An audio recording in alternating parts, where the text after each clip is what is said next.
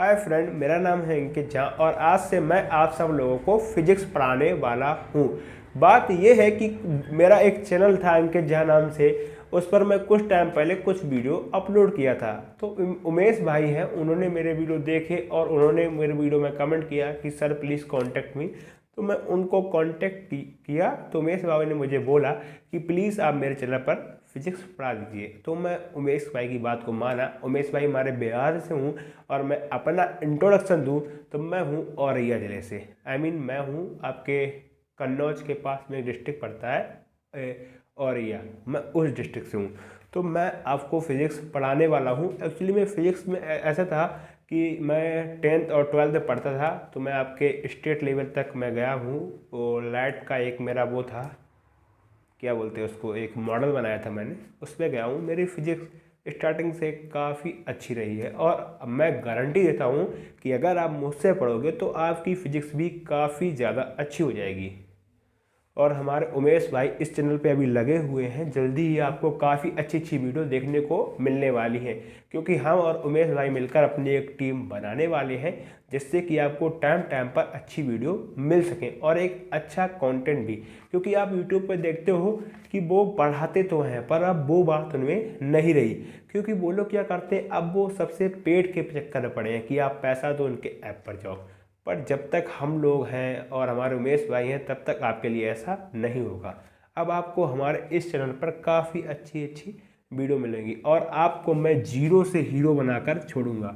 और मैं आपको बता दूं, मेरी राइटिंग अच्छी नहीं है, स्टार्टिंग में थोड़ा मैनेज कीजिए, धीरे धीरे मैं सीख जाऊंगा। होता क्या है, जो हमारी फिजिक्स है उसमें लिमिटेड चैप्टर हैं और उन्हीं चैप्टर को 3-4 पार्ट में डिवाइड किया गया है। तो उसको बना दिया गया फिजिक्स। मतलब 8 में आपको कुछ 9th में आपको कुछ देखने मिलेगा, 10th में कुछ और 11 और 12, मतलब 4 में आपको पूरे फिजिक्स पढ़ना पड़ेगा। जब आप एयरफोर्स या नेवी का एग्ज़ाम देते हो तो आपसे उसी से क्वेश्चन उठा के पूछता है। जो चीज़ें आप पढ़ के जाते हो 9, 10, 11, 12 में, वही सेम टू सेम क्वेश्चन आपका एयरफोर्स में मतलब पूछता है आपसे। तो आप क्या कीजिए, आप अगर 9th में पढ़ते हैं या 10th या 11 या 12th, इससे कोई फ़र्क नहीं पड़ता। अगर आपने साइंस साइड ली है और आपको फिजिक्स पढ़नी है तो आप मुझसे पढ़ सकते हैं। वैसे आज मैं आपको पढ़ाऊंगा सदिश राशि और अदिश राशि, समझ गए?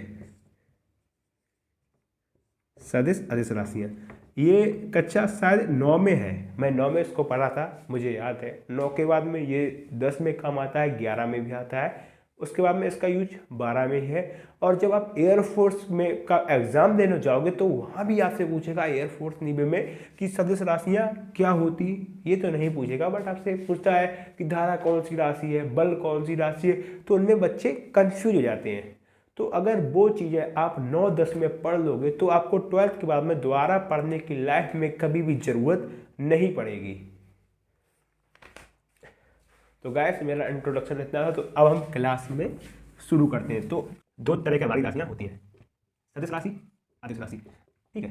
इन सबसे जो क्वेश्चन आपका पूछता है, आपके 9 में भी है, 10 में भी है, 11 में भी है, 12 में, मतलब एयरफोर्स नेवी तक में यहाँ से क्वेश्चन आता है कि सदिश राशि कौन होती है, क्या होता है। मैं आपको बहुत ही डिफरेंट, अब आप ऐसे समझिए, सदिश राशियाँ कौन होती है। आप देखिए, वे भौतिक राशियां, ठीक है, जिन्हें व्यक्त करने के लिए परिमाण, दिशा दोनों की आवश्यकता होती है, वे राशियां सदिश कहलाती हैं। एक बार फिर जोड़िए, वे भौतिक राशियां जिनको व्यक्त करने के लिए परिमाण और दिशा दोनों की आवश्यकता होती है, सदिश राशियां कहलाती हैं। वे भौतिक राशियां जिन्हें व्यक्त करने के लिए परिमाण और दिशा दोनों की आवश्यकता होती है, सदिश राशियां कहलाती है। एक बार फिर से मेरे सामने नोट कीजिए कि वे भौतिक राशियां जिन्हें व्यक्त करने के लिए परिमाण दिशा दोनों की आवश्यकता होती है, सदिश राशियां कहलाती है। इसको आप 5 बार मारिए, ये प्रभाषा आपकी पूरी की पूरी आपको एक बार में मिल जाएगी। अब बात करते हैं हमारी ट्रिक से। इसके पीछे की एक ट्रिक मैंने तब बनाई थी जब मैं हाई स्कूल में पढ़ता था, समझ गए, और ये मेरे टीचर ने भी मुझे बताई थी बाद में। तो ये हमारी ट्रिक है, बे तब बाती।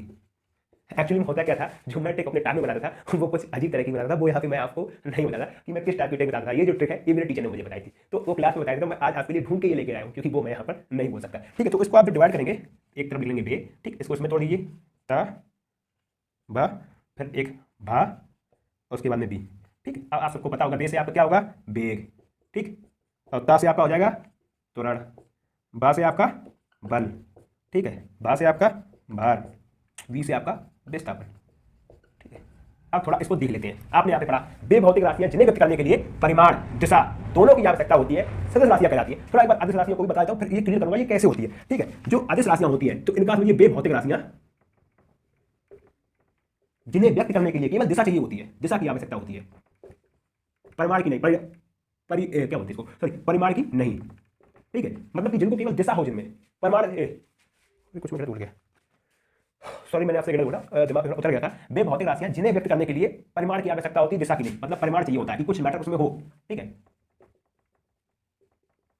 बेभौतिक राशियां जिन्हें व्यक्त करने के लिए परिमाण की आवश्यकता होती है, दिशा की आवश्यकता नहीं होती है, अदिश राशियां कहलाती हैं। एक बार फिर नोट कीजिए, बेभौतिक राशियां जिन्हें व्यक्त करने के लिए परिमाण की आवश्यकता होती है, दिशा की नहीं होती है, कौन सी राशियां कहलाती है? अदिश। सदिश में क्या है कि परिमाण दिशा दोनों चाहिए, अदिश में सिर्फ परिमाण चाहिए। मतलब अब आप ऐसे समझ लो परिमाण, अब आप परिमाण से क्या निकल रहा है कि कुछ वेट है, समझ गए? आप इसको ऐसे समझ सकते हो कि एक आदमी घर पे जा रहा है तो उसके पास में कोई दिशा है, तो साला वो जो घर गया उसका नाम दे दिया सदिश, और कुछ होता है पगला जो गांव में डोलता रहता है, उसका ना घर का पता होता है ना घाट का, तो पगला को क्या बोलते हैं? अदिश।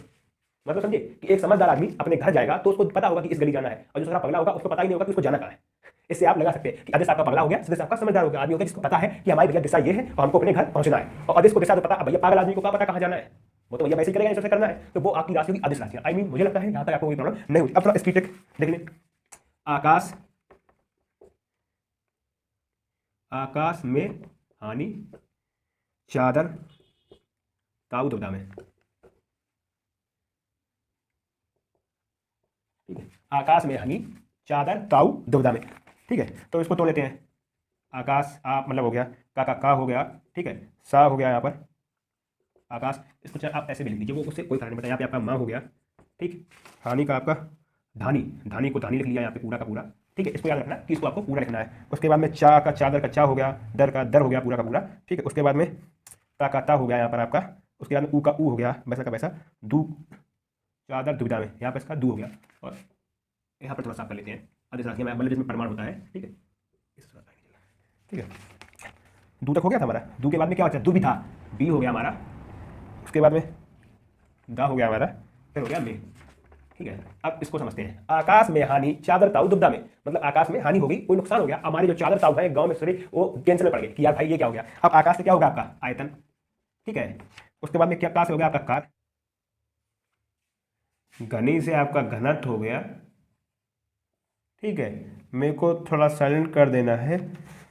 घनी से घनत्व हो गया, चा से चाल हो गया, उसके बाद में आपका चा से चाल हो गया। ठीक है, चा से चाल और दर से द्रव्यमान हो गया आपका, ता से ताप हो गया आपका, ऊ से ऊर्जा हो गया आपका, दा से दूरी हो गई आपकी। ठीक है, बी से विद्युत ऊर्जा,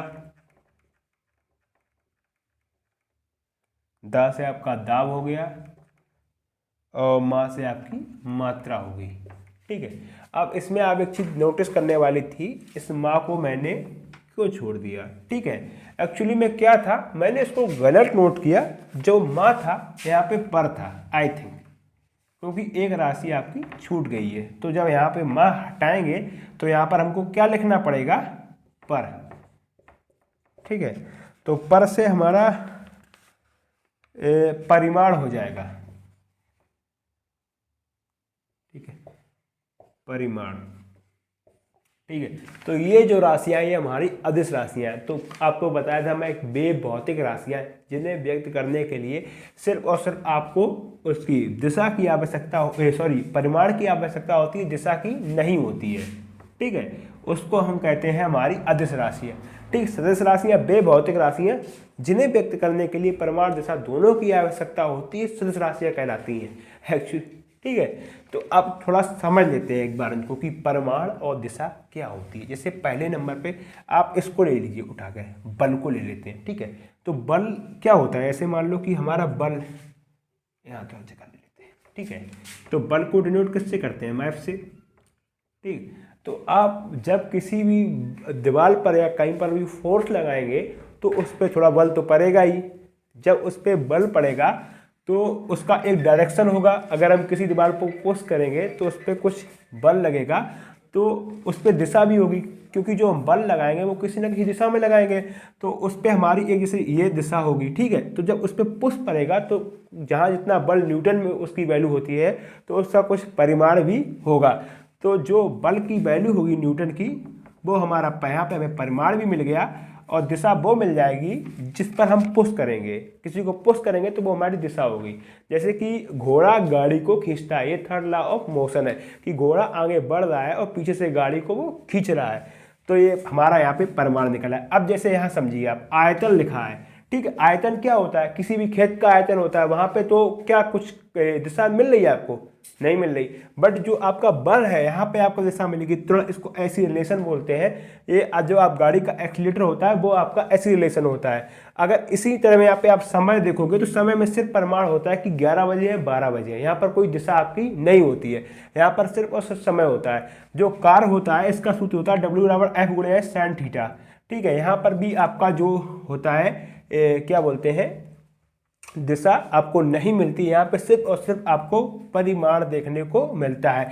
जो चाल होती है वहाँ पर भी आपकी कोई दिशा नहीं होती, सिर्फ परिमाण। अब जैसे कि द्रव्यमान है, ये वेट होता है, तो इसमें भी हमेशा परिमाण होता है। जो ताप होता है, ताप को आप माप सकते हो, इसमें भी कोई मतलब वो दिशा नहीं होती कि किस दिशा में ताप गति कर रहा है। जो दूरी होती है, अब मान लो कोई घर से कानपुर चला गया, ठीक है। अब यहाँ पे लिखा है विस्थापन, काफ़ी लोग समझ रहे होंगे कि ये सेम है, फिर विस्थापन सदिश क्यों है, ये अदिश क्यों है। एक्चुअली में क्या होता है, अगर आप यहाँ से यहाँ तक गए, ठीक है, ये आपकी मान लो कि ये आप किसी गोला है, ठीक। आप इस पॉइंट से चलना शुरू करिए, आप घूम के वापस यहीं पर आ गए, तो ये आपकी दूरी होगी। तो मतलब दूरी आपने की वृत्त की त्रिज्या r होगी। अब विस्थापन इसका 0 हो गया, क्योंकि ये जहाँ से गया वहीं पर वापस आ गया। इसीलिए जो विस्थापन होता है ये आपका सदिश में आता है, क्योंकि इसमें दिशा मैटर करती है, पर दूरी में कोई भी दिशा मैटर नहीं करती। आप जितना दूरी मतलब चलते हो वो दूरी में आ जाता है। तो ये परिमाण और दिशा आई थिंक आपको समझ में आई होगी, और ये फर्स्ट टाइम था तो थोड़ी एजिटेशन थी मुझे, थोड़ा टाइम में वो भी दूर हो जाएगी। उम्मीद है वीडियो आपको पसंद आएगी। अगर वीडियो को पसंद आए तो लाइक, चलो सब्सक्राइब हो सके शेयर कर देना। इसी के साथ मैं मिलता हूँ अपने अगले वीडियो में।